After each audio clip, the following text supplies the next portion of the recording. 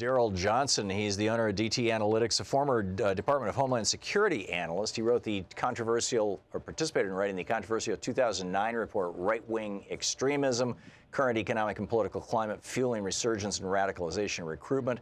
He's the author of Right-Wing Resurgence, How a Domestic Terrorist Threat is Being Ignored. His website, dtanalytics.org. You can tweet him at dtanalytics. Witter, W-I-T-T-E-R. Daryl, welcome to the program. Thank you, Tom. Thanks for joining us. So why isn't Donald Trump's, first of all, is it true that Donald Trump's Homeland Security Department is not monitoring right-wing terrorists? That is true. When I left back in 2010, they had one lone analyst looking at domestic right-wing extremism, and now they have none. Why would that be? Well, as you saw in the controversial report I wrote back in 2009, this is a political minefield, this topic. There's a lot of people that align themselves that are sympathetic to some of the white nationalist, anti-government groups.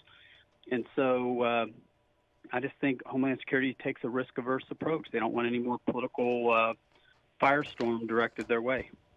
So your report back in 2009, is that the, am I misremembering? I thought the FBI had issued a report on right-wing extremism that the Obama administration, that followed by almost a year a report on radicalized Muslim terrorism. And that report, when it came out in the early months of the Obama presidency, he basically had to walk it back and stuff it because of the explosion on Fox right-wing, Fox so-called news and right-wing hate radio. Are those the same reports, or are these separate reports, or enlighten me, please? That's my report. It was produced under Homeland Security. Janet Napolitano was the secretary at the time, so the FBI didn't have any role in that report. It's just purely a Homeland Security report. I see. Okay, I was conflating Homeland Security and FBI in my head. So essentially, what is the situation right now, Daryl, with regard to right-wing extremism in the United States? How dangerous is this, or are we overly concerned about just a small group of fundamentalists who have largely always been with us, like the old John Birch Society back in the 50s? Yeah, so what we're talking about is from 2008 until 2016, we had a steady increase in these groups and their activities, and even the violent attacks. And so typically during Republican administrations, we see the far right dial back on its activities, and the membership goes down because they don't have these fears of gun confiscations or gun laws being passed, or rights being extended to minority groups like you may have under Democratic administration. So typically we see a dial back, but under the Trump administration, we've actually seen these groups continue to operate at a heightened level and continue to conduct violent attacks. And so it kind of goes against the trends that we've seen over the past 5 decades. I read a report or an article a couple of days ago that said that since 2008, the majority of terrorist attacks inside the United States, the absolute majority, every year since 2008, the absolute majority of terrorist attacks inside the United States have been conducted by white nationalists or white right-wing extremists. Is that accurate?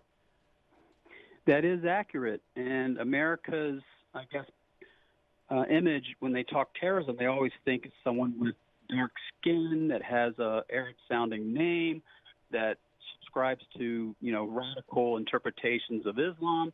They don't realize we've got white terrorists here in America that are born and bred within. Yeah.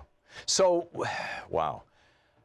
What do we do, Daryl? We're talking with Daryl Johnson, the owner of DT Analytics, former Department of Homeland Security analyst, the guy who wrote that 2009 report on right-wing extremism. What do we do?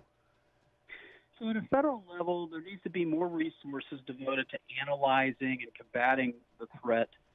They also need to conduct more training of state and local law enforcement so they can become more aware of these groups and their violent beliefs. On a local level, or at a community or individual level, we need to combat this hatred with love. We need to care for our fellow man. If we have a family member that's subscribing to these extremist beliefs, we need to challenge it in a loving way or dismiss it in a kind of a humorous way. So rather than letting this hatred fester to the point where someone gets frustrated enough that they go out and hurt somebody, we need to embrace these people and talk them away from these extremist beliefs and try to include them in the mainstream society. That's a remarkable statement to hear from a former DHS, Department of Homeland Security analyst, that we need to respond to hate with love. It is so spot on. And rather than getting all jacked up and responding to hate with hate, Daryl Johnson, you're doing God's work, sir. Thank you so much for dropping by today and sharing your observations with us. I really appreciate it, and happy holidays and Merry Christmas to everybody. Thank you. Happy holidays, Merry Christmas to you too, Daryl. Thanks so much for being with us. It's great talking with you. A remarkable guy doing some just extraordinary work out there, and somebody that we all need to be listening to.